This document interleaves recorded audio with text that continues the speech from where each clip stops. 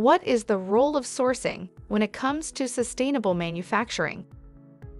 In this series of short videos, A Priori is looking under the hood at what the top manufacturers are doing for sustainability.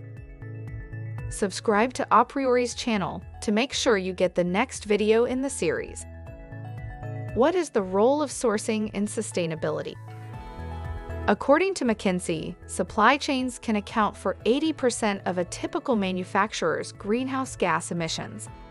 Here's what the top manufacturers are doing to reduce the environmental impact of their supply chain. Arrival, a maker of electric vehicles, uses microfactories to localize manufacturing and save on greenhouse gas emissions.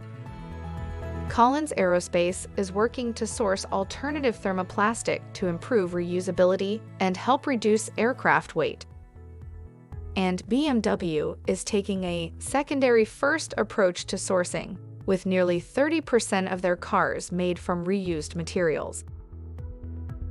A Priori gives manufacturers insight into the cost and carbon implications of their sourcing decisions.